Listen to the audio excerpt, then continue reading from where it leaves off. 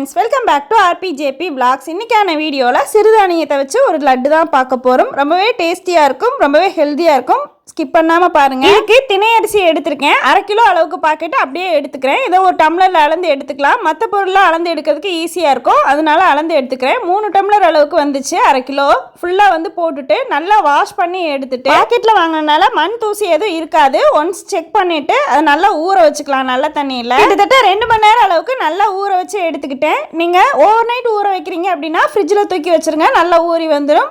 நல்லா ஊறினதுக்கு அப்புறமா 2 மணி நேரம் கழிச்சு இந்த மாதிரி வடிகட்டி கொஞ்சம் கூட தண்ணி இல்லாமல் வடிகட்டி எடுக்கணும். 5லேருந்து 10 நிமிஷம் ஆயிடுச்சு எனக்கு இந்த தண்ணியெல்லாம் வடிகட்டி எடுக்கிறதுக்கு. கொஞ்சம் கூட தண்ணி இல்லாமல் வடிகட்டணும் அப்படின்னா சீக்கிரமாக வந்து ஆறி வந்துடும். இதை வந்து 2 பிளேட்டுக்கு வந்து நான் ட்ரான்ஸ்ஃபர் பண்ணிக்கிறேன். 2 பிளேட்லேயே வச்சு பரப்பி எடுத்ததுக்கு அப்புறமா ஃபேன் காற்றுல ஒரு 1/2 மணி நேரம் ஆற விட்டோம் அப்படின்னா நல்லா ட்ரை ஆகிடும். ஃபுல் அண்ட் ஃபுல் வறுத்து தான் செய்ய போகிறோம். அதனால 2 மணி நேரம் கிட்ட கண்டிப்பாக வந்து ஊற வச்சு இந்த மாதிரி ஆற வச்சு ட்ரையாக எடுத்துக்கோங்க. ஊற வைக்கிறதுனால சீக்கிரமாக வறுபட்டு வந்துடும், பச்சை வாசனை எதுவும் இருக்காது. அதுக்காக தான் இந்த ப்ராசஸை வந்து செய்கிறது. பிளேட் இல்லாட்டி காட்டன் கிளாத்தில் கூட போட்டு ஒரு 1/2 மணி நேரம் நல்லா தண்ணி ட்ரை ஆக வரைக்கும் நல்லா வந்து ட்ரை பண்ணி எடுத்துக்கோங்க. நான் ஃபேன் காற்றுலேயே வச்சுட்டேன். 1/2 மணி நேரத்துலேயே நல்லா ட்ரை ஆயிடுச்சு. அதுக்கப்புறமா அடிகனமான பாத்திரம் எடுத்துக்கணும். நான் ட்ரைப்ளை கடாய் எடுத்துக்கிட்டேன். நிறைய இருக்கிறனால நான் 2ஆக பிரித்து 1/4 கிலோ 1/4 கிலோ 2ஆக வந்து பிரித்து அந்த மாதிரி வறுத்து எடுத்துக்கிறேன். அப்போ தான் ஈவனாக வறுபட்டு வரும். மீடியம் ஃப்ளேம்லேயே வச்சு கைவிடாமல் கிளறிட்டே இருக்கணும். கிட்டத்தட்ட 5லேருந்து 10 நிமிஷம் ஆச்சு எனக்கு வறுபட்டு வர்றதுக்கு. வறுக்கிறப்ப வாசனையாக இருக்கும், லைட்டாக வந்து பொரிஞ்சு வரும். அந்த ஸ்டேஜில் கலர் லைட்டாக மாறிச்சினாலே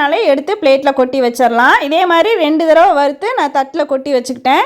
நல்லா ஆனதுக்கப்புறமா மிக்ஸி ஜாரில் கொடுத்து நல்லா ஃபைனாக வந்து பொடிச்சு எடுத்துகிட்டு வந்து வச்சுக்கலாம். 2ஆக பிரித்து எடுத்து கொஞ்சம் கொஞ்சமாக போட்டு அரைச்சி எடுத்துக்கிறேன். நல்லா ஃபைனாக அரைக்கணும். இதை வந்து சலிக்க தேவையில்லை, ஆனாலும் நல்லா ஃபைனாக இருக்கிற மாதிரி நல்லா அரைச்சி எடுத்துக்கலாம். அரைச்சி எடுத்துகிட்டு வந்ததுக்கப்புறமா ஒரு பிளேட்டில் வந்து தனியாக வந்து கொட்டி வச்சுக்கிறேன். இதே மாதிரி 2ஐயும் அரைச்சி எல்லாத்தையும் வந்து இதே மாதிரி கொட்டி வச்சுக்கிறேன். கடையில் கிடைக்கிற சிறுதானிய லட்டு மாதிரியே இருக்கும். நம்ம வீட்டில் செய்கிறோம் அப்படின்றனால குவான்டிட்டி அதிகமாக கிடைக்கும், ஹெல்த்தியாகவும் இருக்கும். ஃபைனாக அரைச்சிட்டு இதை ஒரு பிளேட்டில் கொட்டி வச்சதுக்கப்புறமா அதே இதில் 1/4 கப் அளவுக்கு பொட்டுக்கடலை சேர்த்துக்கிறேன். டேஸ்ட்டை என்ஹான்ஸ் பண்ணுறதுக்காக.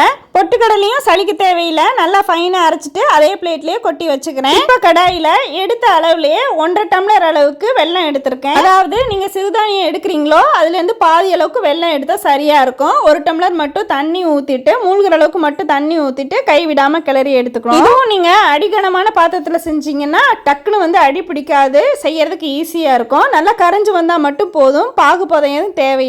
மண் தூசி எதுவும் இருக்குமோ அப்படிங்கிறதுக்காக ஃபில்டர் பண்ணி எடுத்துக்கிறேன். ஃபில்டர் பண்ணி எடுத்ததுக்கு அப்புறமா திரும்பவும் அதே கடாயில் சேர்த்துட்டு நல்லா கொதிச்சு வரட்டும். பாகுபதம் எதுவும் தேவையில்லை, நல்லா கொதிச்சு வந்தால் மட்டும் போதும். நல்லா கொதிச்சு வந்ததுக்கு அப்புறமா அரைச்சி வச்சிருக்க பவுடரை இதில் கொஞ்சம் கொஞ்சமாக அப்படியே சேர்த்துட்டே வரலாம். டக்குன்னு வந்து கிளறணும். மீடியம் ஃப்ளேம்லேயே வச்சுக்கோங்க. இந்த டயத்தில் சீக்கிரமாகவே வெள்ளத்தை உறிஞ்சிரும். அதனால கைவிடாமல் கிளறிட்டே இருக்கணும், கட்டி தட்டாமல் இருக்கணும். மீடியம் ஃப்ளேம்லேயே வச்சு டக்குன்னு கிளறி எடுத்துக்கலாம். 2 நிமிஷத்துக்குள்ளேயே எல்லா இதுவும் பண்ணுற மாதிரி கிளறி எடுத்துக்கலாம். இது முருகருக்கு பிரசாதமாகவும் செய்யலாம், ஈவினிங் ஸ்நாக்ஸாகவும் செய்யலாம். 10 நாள் அளவுக்கு வச்சு சாப்பிடலாம், கெட்டும் போகாது. சிறுதானியத்தில் தான் செஞ்சோம் அப்படின்னு நம்ம சொன்னால் மட்டும்தான் தெரியும், அந்த அளவுக்கு நல்லா டேஸ்ட்டாக இருக்கும். கடையில் கிடைக்கிற அதே டேஸ்ட்லேயே இருக்கும். சூட்டோடு இருக்கும்போதே வெல்லம் எல்லா இடத்துலையும் படுற மாதிரி கலந்து கொடுத்துட்டு அவ்வளோதான். இதை வந்து தனியாக எடுத்து வச்சிடலாம். அதுக்கப்புறமா முருகருக்கு நீங்கள் படைக்கிறீங்க அப்படின்னா கொஞ்சமாக வந்து தேன் கலந்துட்டு அப்படியே நீங்கள் லட்டு மாதிரி பிடிச்சி எடுத்துக்கலாம். பிரசாதமாக வந்து படைச்சி எடுத்துக்கலாம். ஆல்ரெடி நம்ம சேனலில் தேன் திணை வச்சு லட்டும் போட்டிருக்கேன், மாவும் போட்டிருக்கேன் முருகருக்கு பிரசாதமாக வந்து செய்யறதுக்கு. இதுலேயும் நீங்கள் வந்து கலந்துட்டு தேன் கலந்துட்டு அப்படியே லட்டு மாதிரி பிடிச்சி எடுத்துக்கலாம். சூட்டோடு அதை இறக்கி வச்சுட்டு ஒரு தட்கா பேனில் 1 ஸ்பூன் அளவுக்கு நெய் சேர்த்துக்கிறேன்.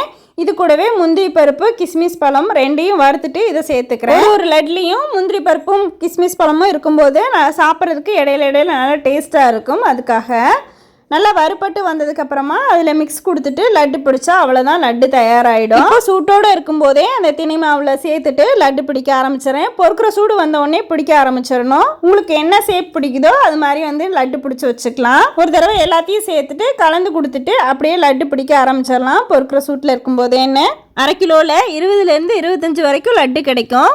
பார்க்கறதுக்கு அட்ராக்ஷனாக இருக்கணுன்றதுக்காக ஒன்லி முந்திரி பருப்பு வச்சு லட்டு பிடிச்சிக்கிட்டேன். உங்களுக்கு விருப்பமான ஷேப்பில் பிடிச்சி எடுத்துக்கலாம். 1/2 கிலோவுக்கு 25 லட்டு கிடைச்சது. அப்படியே உருட்டி ஒரு பிளேட்டில் வந்து எடுத்து வச்சுக்கலாம். நல்லா ஆனதுக்கப்புறமா ஒரு ஏர்டைட்டான பாக்ஸில் போட்டு வச்சுட்டா 10 நாள் வரைக்கும் அப்படியே தான் இருக்கும். ஈஸியாக செஞ்சு முடிச்சிடலாம், ஹெல்த்தியானதும் கூட.